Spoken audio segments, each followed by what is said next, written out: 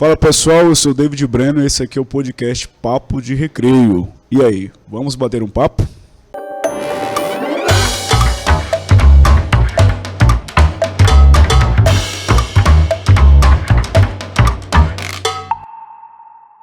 E no Papo de Recreio de hoje a gente vai ter um assunto muito interessante, que é sobre representatividade negra.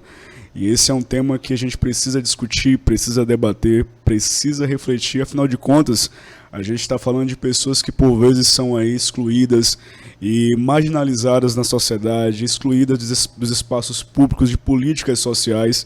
Então é importante a gente trazer esse tema, né, para o nosso podcast. Falar sobre representatividade negra é também um motivo de inspiração para que pessoas negras elas tenham essa força, essa motivação para buscarem ocupar espaços públicos, buscarem posições de poder, reivindicar as suas causas. Por isso esse é um tema tão relevante. E esse debate sobre essa pauta a gente também tem que aproximar mais e mais da realidade escolar, justamente porque o ensino brasileiro ele acaba contribuindo para reforçar essas desigualdades entre brancos e negros. A gente tem a presença aqui de duas pessoas especiais que vão ajudar aqui a gente nessa conversa, né? Primeiramente, a Bia Diniz, que é estudante do IEMA, e também a Jaine Santos, né, que é a presidente estadual da União Brasileira de Mulheres. Sejam bem-vindos ao podcast Papo de Recreio. E eu quero começar aqui o nosso papo dirigindo aqui a minha amiga Bia Diniz. Bia, por que é importante a gente falar sobre esse assunto tão importante que é a representatividade negra? Bom, primeiramente, obrigada pelo convite, né? Muito importante estar aqui. Então, acho que para falar de representatividade, primeiro quando a gente fala de se projetar, né? Acho que desde pequena, quando eu via na televisão, não via, acho que a primeira coisa que eu me inquietei sendo uma menina preta foi não ver o meu cabelo nos espaços da televisão, ou ver minha boneca, que ela não tinha um cabelo que nem eu. Então, desde pequena, geralmente, né, por uma questão aí que a gente pode até mesmo problematizar, as meninas sempre ganham bonecas, né? E sempre ganhar Barbies, né, que eram, simplesmente uma boneca branca e de cabelo liso. E isso acaba inquietando naquela criança, né? E pra mim não foi diferente. Não enxergar meu cabelo, não enxergar meu nariz, não enxergar minha boca, minha cor nesses projetos. Então, acabou que teve essa inquietude. Então, a gente acaba repetindo a frase que pode parecer muito repetida, né? Que é representatividade importa muito. Não só para a Bia, que está aqui enquanto menina, mas para outras meninas que estão espalhadas pelo Brasil, que são meninas negras, indígenas e de outros tipos de etnias, né? E de raça que não são tão viabilizadas, né?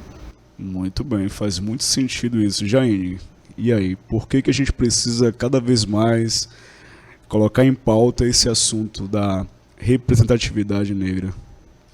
A representatividade negra, ela importa muito pelo fato de que a gente precisa se enxergar para a gente conseguir ter aquilo naturalizado enquanto uma realidade para a gente. Se a gente não se enxergar nos espaços, a gente vai compreender que aquilo não é um espaço para a gente. E a gente vai ter uma pouca democratização dentro desse acesso.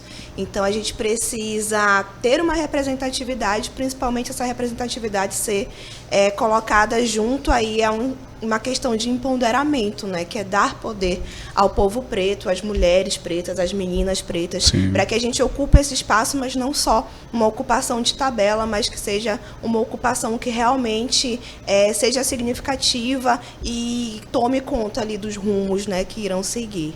Gente, agora é o seguinte, a gente sabe que tem muita gente aí fora, né, que infelizmente trata a população negra com termos pejorativos, né? Acredito que cada um aqui, se a gente fosse contar uma experiência pelo que já passou, né, a gente com certeza ia trazer algumas memórias não tão muito boas aí, né, sobre algumas situações. Qual foi o momento que vocês tiveram essa ruptura de não ficar preocupado tanto com os padrões externos e se aceitar como negro e valorizar a nossa beleza? Bom, teve dois momentos, né? Teve o Big Shop, quando eu fiz minha transição, né? Explica pra gente o que é esse Big Shop aí. Big Shop é quando você começa a decidir, eu vou deixar meu cabelo cacheado vir, né? Na verdade, eu nunca fiz química alisamento. Eu sempre diziam que eu tinha cachos muito bonitos, né? Até hoje. Isso aí. Mas eram cachos, basicamente meu cabelo é crespo, mas sempre diziam que eu precisava abaixar o meu volume, né? Aquele problema de acharem que o cabelo ondulado, que é o mais próximo do liso, é mais bonito. E aí, desde os meus 4, 5 anos de idade, eu comecei a passar esses produtos dito que diminuíam o volume. A gente sabe que é a pura química, a pura amônia, né? E começou aí a destruir meu cabelo. Quando eu tinha uns 11, 10 anos, entrando na puberdade, decidi, vou cortar, vou deixar crescer meu cabelo, vou parar de usar química e vou deixar as partes lisas ficarem para baixo.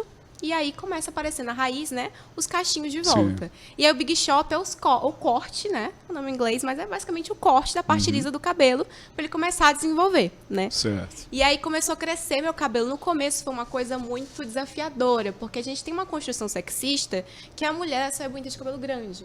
Sim. Então eu era uma adolescente ali de 11, 10 anos na escola, negra, que tinha um cabelo curtinho, com um cachinho ainda ali, com algumas partes lisas. Então, foi um aumento da minha autoestima muito baixa, né? Foi que eu comecei a ter minha identidade enquanto cantora também.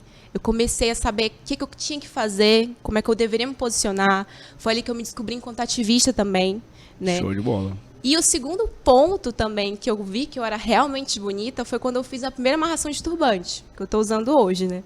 Mas quando eu comecei a ir... O sinal tá muito bonito, viu? Obrigada. Arrasou aí no modelito. Quando eu comecei a transição, eu falei, nossa, então já que eu não estou lidando muito bem, comecei a pesquisar, né? Comecei a empretecer as minhas redes sociais, então, ou seja, seguir influenciadoras negras. Na minha escola, eu era a única mina que usava turbante. A única mesmo. E no meu ciclo de amigas, eu comecei a ensinar elas. E hoje eu vejo na minha escola que tem milhares de meninas que usam turbante. Muito bom. Teve atualmente um projeto que a gente teve os países da Copa, né? E a gente ficou com um país que é do continente africano. E eu fiz uma oficina de turbante. E muitas meninas que usam turbante na minha escola falaram que começaram a usar por conta de mim. Legal. Né? Então, teve toda essa questão de representatividade. Muito bom. Jaine, você que é uma representante poderosa aí das mulheres, aí também teve esse momento que você se olhou como uma negra, como uma preta linda, bonita. Como é que foi esse teu processo também? Eu acho que é um processo, né? Que tá aí até hoje.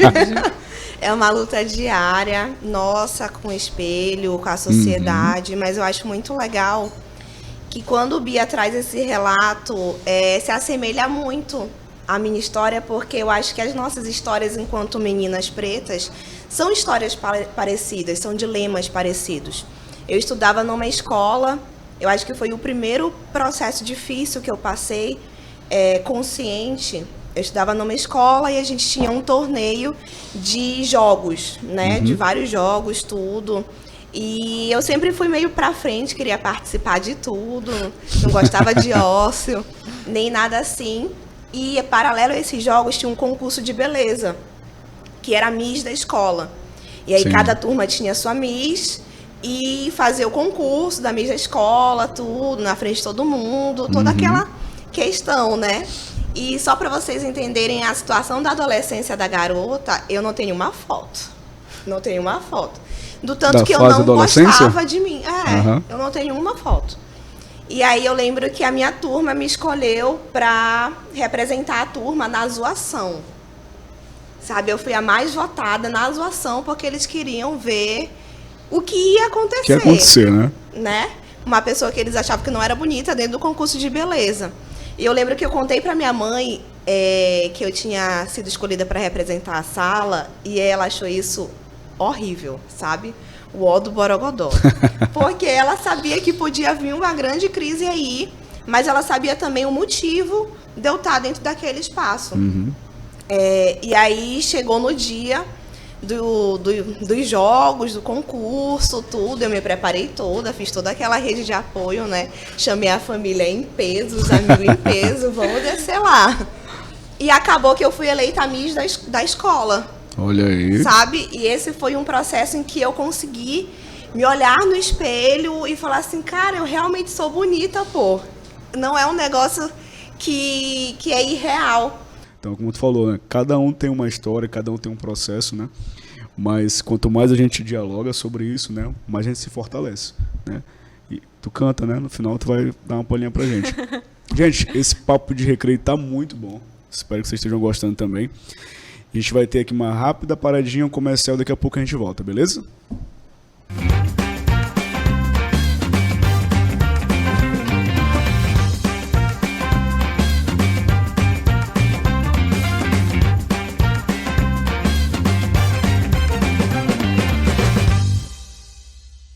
Pessoal, a gente está de volta aí com o nosso podcast Papo de Recreio. O tema de hoje está sendo sensacional, né? Sobre representatividade negra.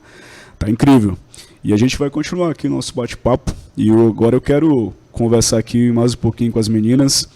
Bia, a gente está próximo aí, né, de celebrar o Dia da Consciência Negra, né? Celebrar a memória da luta dos Zumbi dos Palmares, Dandara, toda a população preta. E eu quero agora que a gente converse um pouquinho sobre essa pauta no contexto escolar, né? Por que é importante na escola a gente também ter essa pauta, a gente conversar sobre isso com os estudantes? Qual é o papel aí da escola nessa temática tão importante?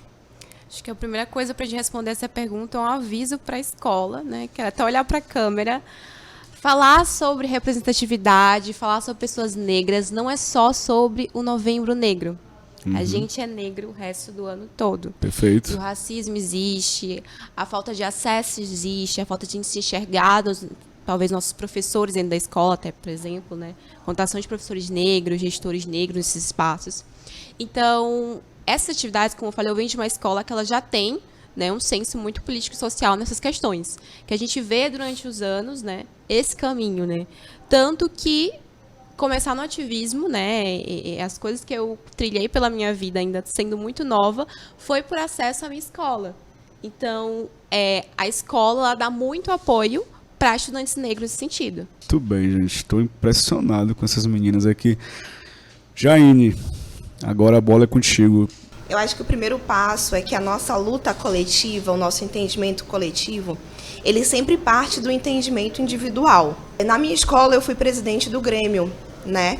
E aí eu lembro que numa recepção de calouros que a gente fez, um rapaz que estava chegando na escola, estudante, tudo, depois de uma fala que eu fiz, ele pegou e virou e falou assim: eu nunca que ia dizer que tu era presidente da escola, do Grêmio da escola, porque tu parece uma menina de rua. Olha. Menino, isso me desmontou de uma maneira Nossa. tão grande, que eu mudei tudo. Toda a minha vida eu virei a Jaine de rua, né? Até hoje eu sou conhecida como Jaine de rua. Eu produzo conteúdo pro TikTok. Pode procurar lá Jaine de rua que tu vai me achar. De tão forte que isso foi. Mas eu consegui ter a consciência do que isso significa através do que a escola me proporcionou. Então, a gente pega essa lei estadual, que ela é tão importante para a nossa base curricular, e a gente conseguir fazer com que daquilo a gente tenha aula teórica, né, do que é a história real do povo preto dentro do Brasil, que é uma história que se constrói ainda hoje em dia de uma forma muito latente, mas que a gente consiga também ter aulas práticas, sabe, do que é você lidar com o racismo no seu dia a dia. Perfeito. Porque só com a teoria da escola, a gente não consegue estar preparado para o que vem aí do mundão. A gente conseguir ter aula sobre oficina, sobre estética, sobre a cultura negra. Inclusive, quando eu era da UBS, a gente fez uma parceria com o governo do estado, que foi a primeira caravana estudantil. A gente rodou o Maranhão inteiro, conversando com mais de 10 mil estudantes, levando hip hop, levando rap, levando grafite. E foi uma experiência muito, muito bacana na prática do que é você realmente empoderar essa cultura preta. Que é importante, né? Gente, o papo tá muito bom e agora, meninas, a gente tem um vídeo aí do professor Benedito Salazar, da UD Imperatriz, que ele tem uma fala muito importante. Hoje eu estou aqui para falar de um momento muito importante para todos nós brasileiros, o Dia da Consciência Negra. Todos nós, enquanto professores, e eu como professor de linguagem, mas isso envolve, obviamente, que todas as áreas do conhecimento, precisamos fazer cumprir o que está na Lei 10.639 de 2003, que fala do ensino da cultura e história africana. É bem verdade que poucos ouviram falar de Chimamanda, de Carolina Maria de Jesus, de Maria Firmino dos Reis, de Conceição Evaristo, de Jamila Ribeiro, Luiz Gama e tantos outros autores e autoras pretos e pretas. Enquanto professores, precisamos discutir, refletir sobre essa temática com os nossos alunos. Mas é preciso pensarmos que a representatividade preta nos espaços escolares precisa ultrapassar as datas comemorativas. Isso deve ser uma tônica que faça parte do cotidiano escolar, porque só assim nós teremos uma sociedade antirracista. Muito bom. Essa fala dele se aproxima um pouquinho do que você falou, né, Bia, né? E aí, o que vocês acharam aí do professor Benedito? Eu acho que, como tu falou, né, se aproxima muito a fala do professor do que eu já estava falando, né? A gente tem uma necessidade muito grande de com certeza, trazer isso para o dia a dia da escola, né? Estava até conversando esse dia com minha irmã, que ela tem uma cadeira específica para isso, né? Inclusive tem uma formação, né, na UFMA de estudos africanos, né? Tem pessoas que se formam em relação a isso. Só que quando a gente vai trazer essas cadeiras, né, para a faculdade, alguns cursos, ou para a escola, não são professores especializados na área que dão esse conteúdo. E aí a gente tem o quê? A gente tem leis que trabalham a questão da igualdade racial, né, da inclusão dos estudos africanos, né, dos estudos indígenas também nesses espaços, mas não são as pessoas que são formadas nesses cursos que dão aí esse devido conteúdo. Jaine, sobre a fala do professor, algum comentário? O que tu achou? Eu acho que é importante que a gente tenha professores que são conscientizados. Acaba que a gente, às vezes, a escola, ela cumpre um papel muito grande dentro de uma família que está desestruturada, ou então a gente tem uma consciência aí social de que a escola ela precisa cumprir quando a família não está cumprindo. E muito pelo contrário, é tudo junto, uma consoante para que a gente consiga ter um indivíduo, né, formado totalmente. Porque enquanto ele não está na escola, ele está em casa, ele também está em processo de formação. Com certeza. Então com é certeza. importante que a gente consiga ter esse feedback tanto da família quanto da escola, porque isso faz com que a gente tenha uma educação mais satisfatória. E, gente, tá acabando, mas eu queria que vocês deixassem um recadinho final de vocês aí, né, no nosso podcast Papo de Recreio. Vou começar por ti, Jaine. Um recadinho final aí que você pode deixar pra gente, pra nossa comunidade negra, pro povo negro. Bom, primeiro de tudo que a gente precisa ter respeito, ter amor e ter esperança. A nossa sociedade, o Brasil, ele não se formou de um dia para a noite, né, com os conceitos que a gente tem, com os costumes, com tudo. São aí mais de 500 anos de luta, Verdade. de construção, então vai demorar um tempinho para que a gente consiga desconstruir isso que já está construído. Em segundo lugar, eu queria puxar a sardinha, né? Falar Puxa, à pra seguir, vontade. a UBM dentro das redes sociais, o nosso Instagram é @ubm_ma. Também seguir o Instagram do Coletivo de Mulheres Pretas da Periferia. A gente recentemente inaugurou a Casa das Pretas. Fica lá no Coroadinho. A gente faz oficinas, a gente tem uma estrutura bem legal. Já lá quero pra visitar. Que a gente consiga fazer esse trabalho social. Muito e bom. falar que a gente está sempre à disposição na luta para que a gente consiga empoderar mais meninas pretas, para que a gente consiga fazer uma rede fortalecedora e que a gente consiga aí, de fato, né, destruir o racismo e a gente conseguir ter uma sociedade mais de iguais. Muito bom, muito bom. Bia, recadinho final. Bom, queria agradecer mais uma vez pelo convite, foi muito bom estar aqui conversando com vocês. Também vou falar também puxando sardinha, né? Eu tô nas redes sociais, no Instagram eu tô @biadinsbr. Certo. E também no Twitter também, biadinsbr, né? E eu acho que o recado pra gente ter agora é que a gente existe, né? Eu acho que a gente tá aqui todos os dias do ano. E principalmente meu recado vai para as pessoas que não são negras, né? Ou que não são indígenas. Sim. Que o racismo está presente no ano todo e que é necessário a gente lutar e ser, né, pessoas brancas, serem pessoas antirracistas. E como a gente pode fazer isso? Não usando pessoas negras como o Google, mas eu acho que pesquisando sobre, né? Sim. E seguindo e apoiando pessoas negras, né? Que estão no ramo, não só falando sobre racismo, estando na militância. Muito legal também, muito necessário, mas quem também está no corre da música, da dança, da arte, né, da pesquisa, da ciência, né, enfim, jornalismo, por aí vai. Então, apoiar também, e já fica a dica, como eu também seguir a UBM, também eu no Instagram, que é @bedinsbr, acompanhar também o meu trabalho tanto na militância, como também na arte. Obrigada. Falando em arte, né? Eu não sei, podia ter um recadinho cantado aí, né? Que a gente Eu tá sabendo acho. que ela é cantora, né? Tem algum trechinho de alguma música que tu identifica muito, que tem a ver com o tema, que tu poderia dar uma palhinha pra gente aí pra finalizar o podcast? Eu vou trazer um trecho da música Boi de Pindaré. Eu vi meu vaqueiro aboiar, equio, equio. Eu vi meu vaqueiro aboiar, equio, equio. Esse foi o podcast Papo de Recreio. A gente se vê no próximo papo aí, ok? Valeu.